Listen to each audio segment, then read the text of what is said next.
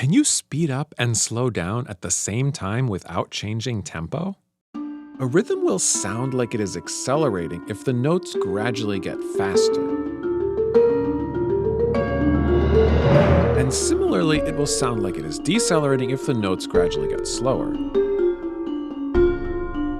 But recently, I've been captivated by another possibility: making a rhythm that sounds like it is speeding up from one perspective, yet also slowing down from another. These rhythms are paradoxical because they accelerate and decelerate at the same time without any change to tempo or meter. I only realized this possibility recently when I was listening to the 2023 show by the Cadets drum corps. The snare part of that show has an implied deceleration followed by acceleration, but there's a little wrinkle. For a very brief moment, if you know how to listen to it, there's a little bit of simultaneous acceleration and deceleration. And with the added choreography and pitch bending of the full arrangement, it feels like a glimpse into another dimension. For this video, I want to go way beyond that liminal half measure. I'll explain the underlying rhythmic theory in order to then compose illustrative examples that linger much longer on this feeling of warped time. A fundamental concept for rhythm is that individual notes may occur at one speed, but there may also be an organization of those notes into larger groups. Usually groups form due to a repeated parameter, such as loudness, melodic contour, or changes of timbre. Listen to this example for piano, which mashes up Beethoven and Rachmaninoff. The duration of notes will be consistent as triplets, but groupings will change from 3 notes to 4 notes. In this case, the parameter for grouping notes is upward arpeggiation.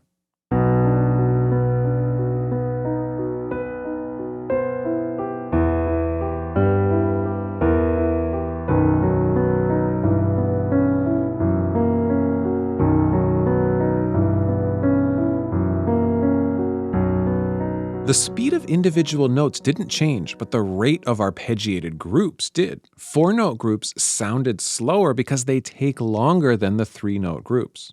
You can think about many difficult rhythms as groupings of faster subdivisions. There's a pedagogical method to train this by systematically dividing a single beat into subdivisions of 1, 2, 3, 4, 5, etc. And then once you get comfortable with that, you can equally divide 2 beats into 1, 2, 3, 4, 5, 6, 7, etc. by using subdivisions of 1 beat and then grouping those in 2s. In order to subdivide across 3 beats, do the same procedure with groupings of 3. This involves stepwise motion, but instead of navigating a pitch collection, it navigates time. And drummers sometimes refer to these as rhythm scales. If you're interested in more of this, the description will link to a free PDF of rhythm scales over 1 and more beats. If you move between nearby subdivisions, it can create a feeling of implied acceleration or deceleration without changing the tempo. That's what happens in the arrangement of Autumn Leaves from the album Marsalis Standard Time Volume 1. This arrangement has motion straight up through divisions over 2 measures. The band plays 1 note per 2 measures, then 2 notes per 2 measures, then 3, 4, etc. And drummer Jeff Tane Watts makes it even more complex by subdividing those on the ride cymbal and grouping them with the hi-hat.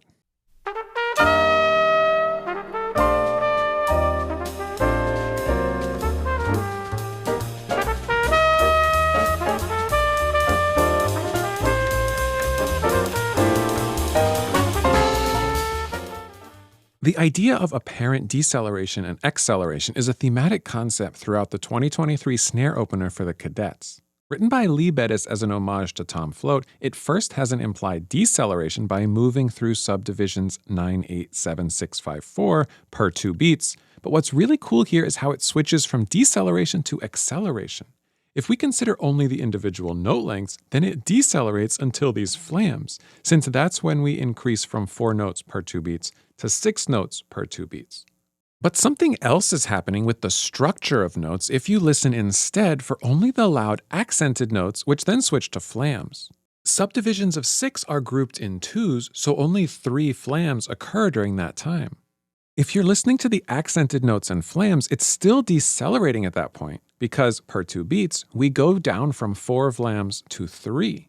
That's an incredible moment because instead of an immediate switch from slowing down to speeding up, We get this liminal moment in which, depending how you hear it, it has switched to acceleration while also still decelerating. This all happens really quickly, so let's first listen at a slower tempo with a click.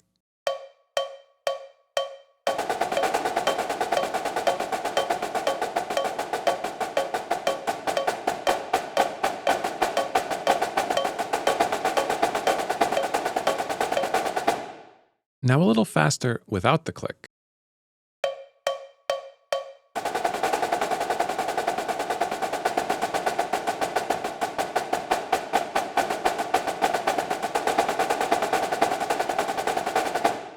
Now here's the full arrangement up to speed, which includes choreography and pitch bending to really play up the idea that this moment is some sort of fleeting glimpse into another dimension.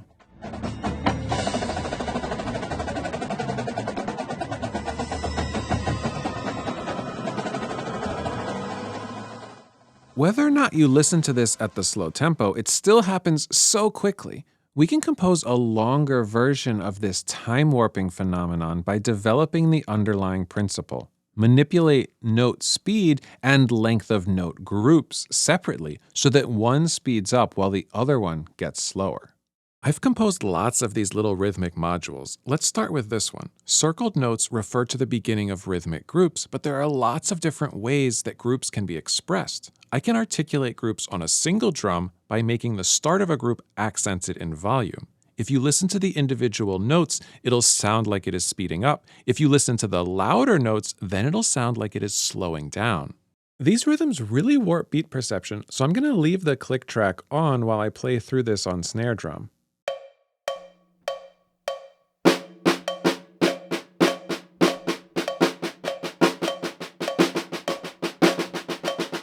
Let me play through that one more time, but I'll take the click track out and make it a little faster.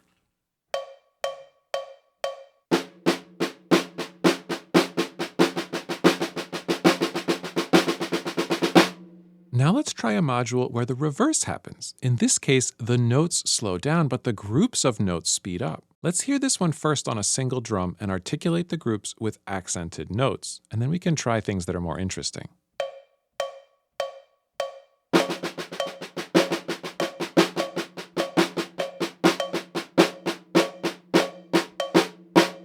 You can also articulate the beginning of groups with a change of timbre, and on drum set, that means moving to a different sound.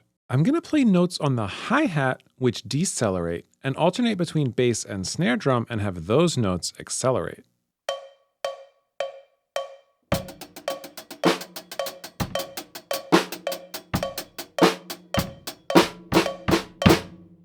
The experience will be a little different without the click track. It'll be like a musical analog to the rabbit-duck illusion, except instead of shifting perspective between animals, you're shifting perspective between feelings of acceleration and deceleration.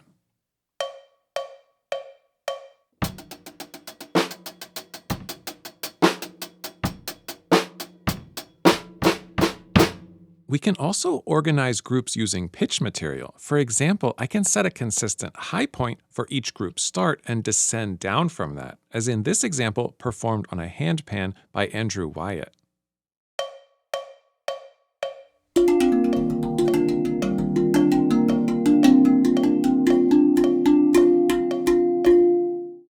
That's really just the tip of the iceberg. Let's get a little bit more systematic here. Notice that the idea of simultaneous acceleration and deceleration means that note durations and group durations can either start out the same and then diverge, or they can start out being very different and then converge.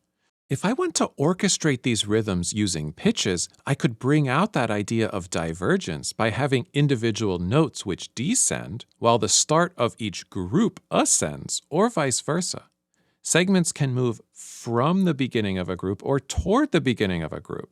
Notes can also converge. I'm not going to go through all of those possibilities in this video, but in the description you can access more rhythm content if you're interested in exploring what's possible.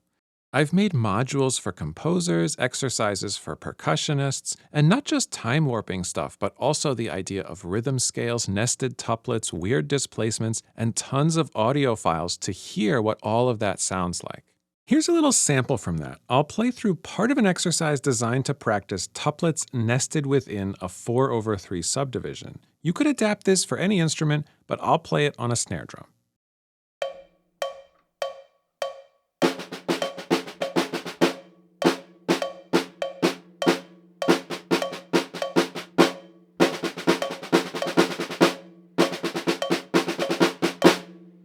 Anyway, let's get back to the Janus-faced simultaneous XL-decel rhythms. I want to build a very symmetric piece out of this material by adding orchestration and using more pitch material. I'm going to build everything out of a D harmonic minor scale, and I'm going to articulate grouping structure using melodic high points. And since I like to make music meta and weirdly symmetric, I'm going to make those high points also outline their own scale. When subdivisions accelerate, the segments ascend. When subdivisions decelerate, the segments descend. When groups accelerate, that line will ascend, and when groups decelerate, that line will descend. I don't want this passage to emerge out of nowhere, so I'm going to add some material before and after. Overall, there will be 4 phases. In the first phase, group duration will remain consistent while individual notes accelerate. In the second phase, the individual notes will decelerate while group duration accelerates. Then things symmetrically reverse. Group duration decelerates while individual notes accelerate. And in the fourth phase, group duration remains consistent as notes decelerate. Plus a little coda.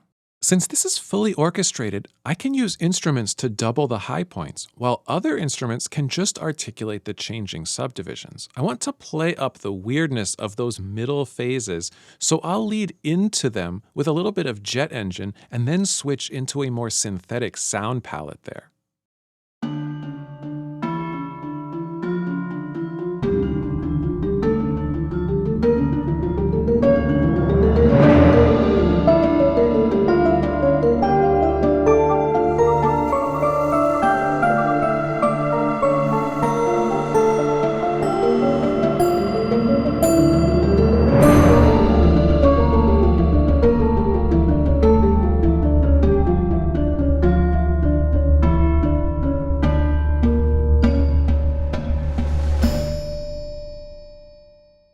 This entire time, I've essentially been working with the interplay of 2 parameters, note duration and group duration, and that's already plenty, but you could also consider adding a third dimension by bringing in changes of tempo as well.